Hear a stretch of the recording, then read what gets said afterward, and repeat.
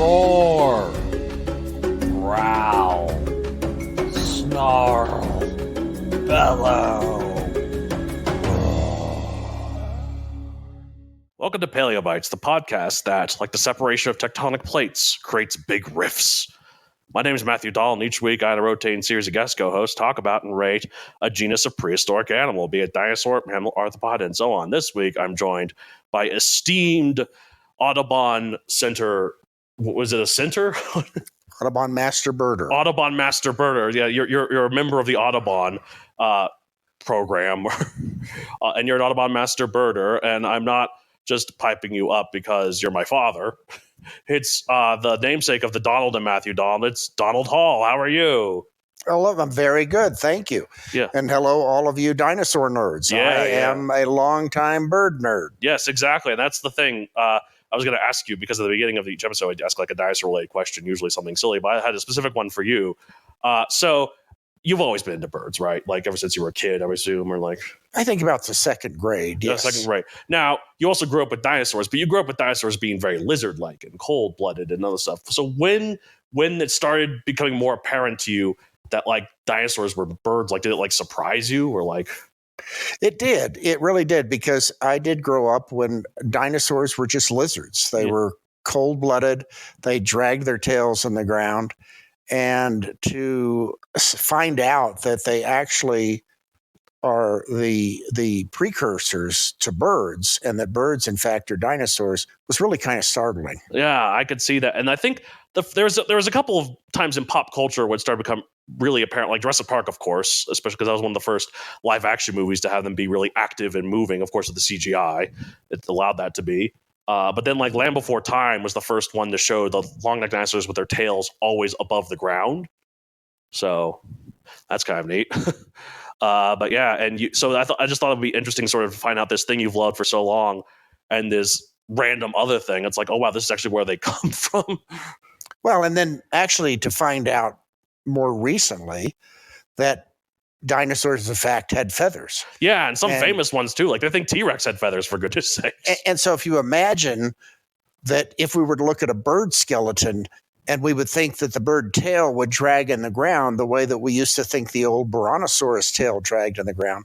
In fact, no bird drags its tail in the ground. They all have them sitting up. What about like those peacocks? But when they're not like upward, well, you're talking about the feathers and not the tail. Yeah, well, they don't have tailbones. So they do. They have a little tailbones that stick out, but the feathers may drag, but not the tails. Right. That makes sense. But no, like some of the dinosaurs get more and more bird-like. What do we think of Velociraptor actually looked like? It's basically a roadrunner. It looks like it has the tail fan, lives in the desert. It has the crest. It basically is a roadrunner. What we think it is now. If you take a look at young sandhill cranes, yes. If you take a look at pelicans, yes, you can easily see that they're dinosaurs. Yes. And the remarkable thing is this is the form of dinosaur that survived all of the extinction events and now thrives. Right. I think that's a pretty badass moniker, like birds, the dinosaurs that survived. So, no, I've always liked dinosaurs. You've always liked birds. And this kind of brought our interests together. And so I thought that would be a good addition for the show. And plus, you are a master birder at Audubon. And I hear you might be wanting to have some sort of podcast for them, person. Yeah, you have done so well with these podcasts. And I'm just always impressed that you hear from listeners and they want to be in the show or they want to send you something. And I thought, well, gosh, there's got to be a lot of bird nerds out there who would be equally interested in talking about birds in a half serious way. Well, and also I think it'd be kind of interesting, like, especially for an audio medium like a podcast, maybe someone could edit in like bird noises and you have to have the listeners identify this bird or something like that. Or I don't know, some sort of game. Good point. Yeah, I don't know. But so you're a master birder, you can identify every bird in Colorado and almost every bird in the United States, right? Well, I'm not going to claim that. Okay. Well, I don't think any of our listeners are going to test you on that. But if you do, message me at paleobitespodcast@gmail.com. Anyway, so we're speaking of birds. We're talking about a recently extinct animal, but did actually survive for quite a while and was very, very prevalent in North America. We're talking about Ectopistes, or the passenger pigeon. Ectopistes is its genus name. Ectopistes, it's like commonest or something, or like it's something that just shows how prevalent it was. And you know so much about the passenger pigeon, don't you? I've been fascinated by the passenger pigeon, and kind of in a Jurassic Park way. Yeah, there's actually a project to bring passenger pigeons back, doing pretty much what they were doing in Jurassic Park. I was looking at that, and I also read one of the problems some people have with it. This I thought was interesting, was the cloned babies would have normal pigeon parents, and normal pigeons would raise them differently.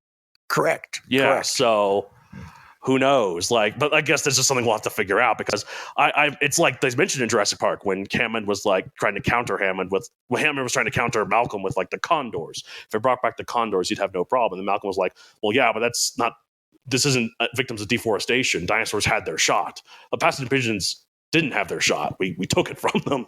So absolutely. Yeah. Absolutely. So anyways, type is a columbid, a group of birds that includes pigeons, doves, and the extinct dodos. Size 15.4 to 16.1 inches, 39 to 41 centimeters long, 9 to 12 ounces, or 260 to 340 grams. Now, how big is that compared to a regular pigeon? Think of pigeons as the birds that fly around city squares. They would be smaller than that. But if you think of them as doves, which is they really are, they would be slightly bigger than mourning doves. Okay, so these are like the size of the ones released at weddings or something like. Bigger than that. Okay, bigger than that, and they were bulky. They had fairly large chests.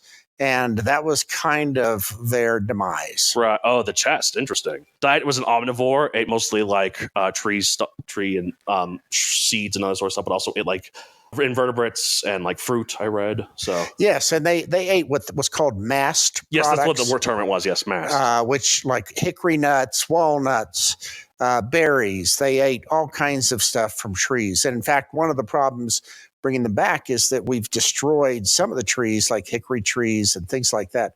We don't have horse chestnuts around like existed. When are they extinct or are they just rare? They're rare. They've been impacted by diseases. Okay, I see. All right, so time. This is what I thought was interesting. I thought it would just be like, only recent. No, late Pliocene to early Holocene, which is 5.3 million to 100 years ago. So these passenger pigeons were around when there were camels and mammoths and like saber-toothed cats, all those other North American megafauna. They were there during all of it. And even before, like 5.3 million years ago, that's older than actually any hominid that we know. Like Australopithecus was 4 million years old. So they predate humans and human ancestors, other than like the apes that like split into hominids and chimpanzees. So yeah. So they've been around for a while. I always think it's interesting to think about because especially recently, like so many modern animals lived alongside so many prehistoric animals. We just lost the prehistoric ones. Like I read an interesting fact that apparently Siberian tigers are almost perfectly designed for killing mammoths. Huh. Like interesting, because like the way they pounce, the way they jump on their prey, they're built for a prey that is far larger than what they currently have. So they were good at killing mammoths when they were there, and I just think that's fascinating. A Siberian tiger with a mammoth. So, anyways, so 5.3 million to just 100 years ago. Particularly, I think the last one died in this. I think was the Cincinnati Zoo. Cincinnati Zoo. That seems to be a lot of them. Is where they. I've read that one has a lot more last ones. Yeah. It was in 1914, I believe. Yep. Two terrible things happened that year: World War I, and the demise of the passenger pigeon. Pretty equally terrible stuff. Yeah. This actually isn't the most recent animal we've covered on the show. The Tasmanian tiger is the most recent one. That died in the 30s. Benjamin is the last one's name. We actually have a date for when it died. I didn't look and see what the date is. I'm sure we have a date for this one too. Yes, there is. It's like, I think, Benjamin was like, the extinct was like Sunday, like some 1936 or something. And the last passenger pigeon's name was Martha.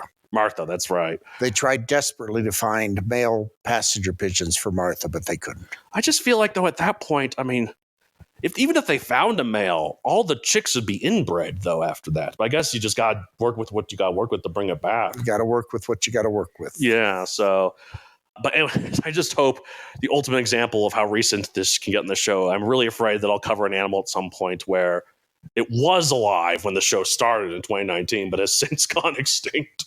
And I'm like, that would suck. But it's my show. I can choose not to do that. Location all throughout North America.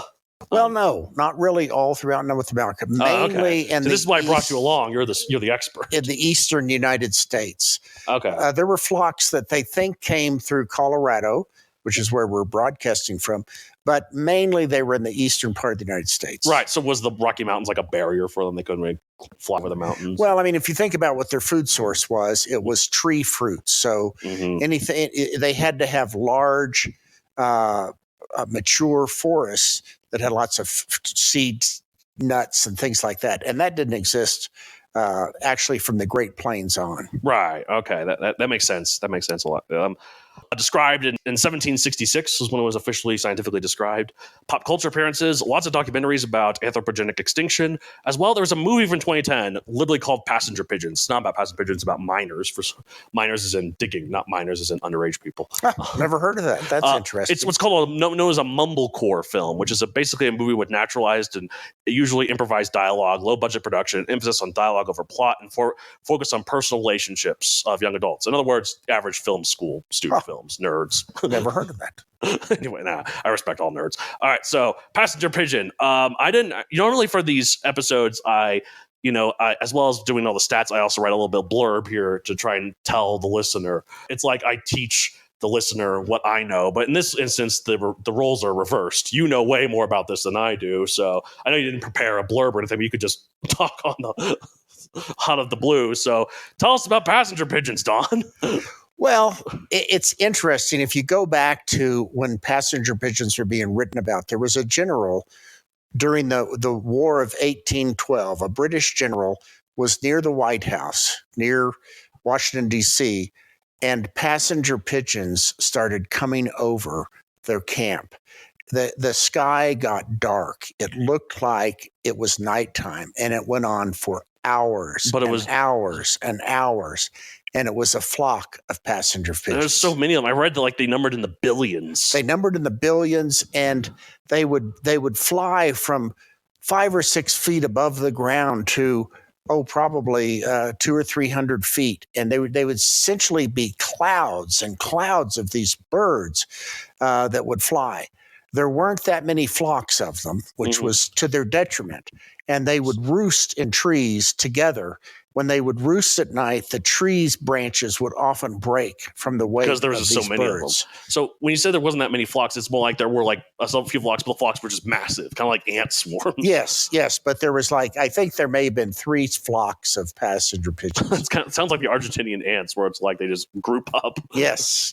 I mean, they're safety in numbers. Well, apparently not. Apparently, that was actually to their detriment because altogether, it made it easy to kill them. Yeah, so they were hunted, they were eaten, but billions. Surely there's more than that. I would think disease would kill them then, right? Well, that's just so many. It really was predation.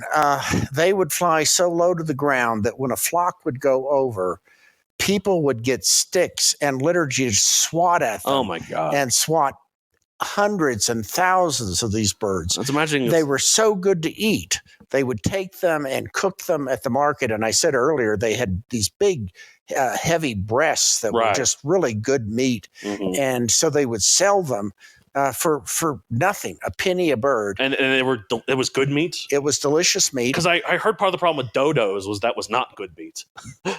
they killed, it was mainly, they tried to eat them for meat, but then it was like kind of gamey and so mainly after that was deforestation and competition from when they brought in their own animals, and that killed off the dodos. Well, as a ground bird, yes, that would be the issue.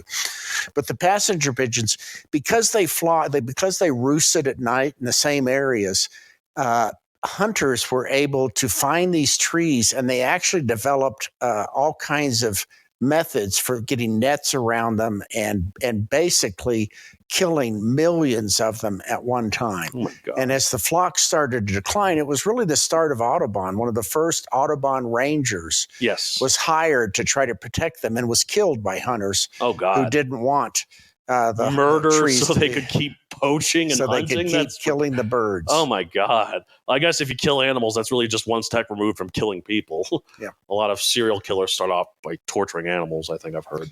But they were a pretty bird. They looked a lot like a mourning dove, which is kind of dull, except they had an orange breast. Right. And so think of a dove and a robin combined. That sounds beautiful. And you have this really pretty bird. So when they flew over, it was like an orange cloud going over. That sounds crazy. Do we have any idea of what they sounded like? No. Okay, like there's no record of like they sounded different. They wrote down. No. Probably just sound like it was just because a mourning dove sounds so much different from a pigeon. So I was like, I'm sure people because they were around after recordings were made. I'm sure somebody thought to make a recording of them. It's like that YouTube. You can find on YouTube a recording colorized digitally of a Tasmanian tiger in the zoo. And it's just the way it's just an animal. Although when it yawns, it stretches its jaw so wide. That was one of the things that's crazy to see that just how recent some of these things were. But yeah, so billions. That's just incredible. And do you think? I mean, I don't know if this is something you've ever considered because I just found out like they've lasted for 5 million years. Do you think they were always that prevalent, or maybe the extinction of the megafauna made their population explode, or would that not be related at all? Are you asking if there was always that many? Yeah, I think there probably were more than that. Oh, like back in prehistoric before that. Yeah. I think that the flock size was enormous. Yeah. The effect that people have had on these animals has been devastating. It's like the fish in the ocean. Right. There were schools of fish that were so thick that they would look like clouds going under the water before we started to fish them. I remember when we were watching, I think it was something we got from the museum, a Lewis and Clark documentary, and they really built up when one of them was going up the hill and seeing all the bison and just how incredible of a image that would be for you.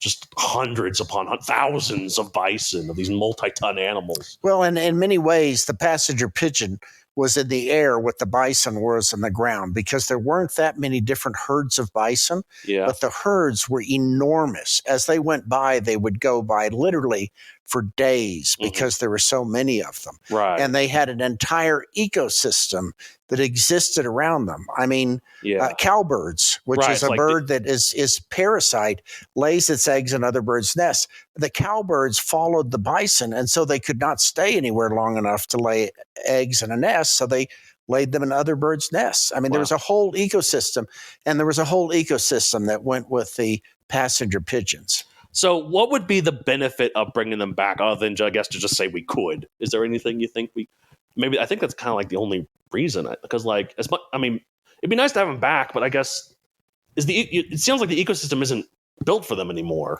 Well, that's an excellent point, because part of the problem with bringing them back, they would never be in the numbers that we had. Yeah. Because it's not the habitat. We've destroyed the horse chestnuts, so there's not the... It's sort of, it's the same reason why I'm against them bringing back a mammoth, because the world is not built for mammoths anymore. If you bring back a mammoth, it's just going to be a glorified zoo attraction. Yeah, there is no way that passenger pigeons, as they existed in the 1800s, could exist now. We've destroyed too much habitat. We've don't have the wild space that it would take for that size bird.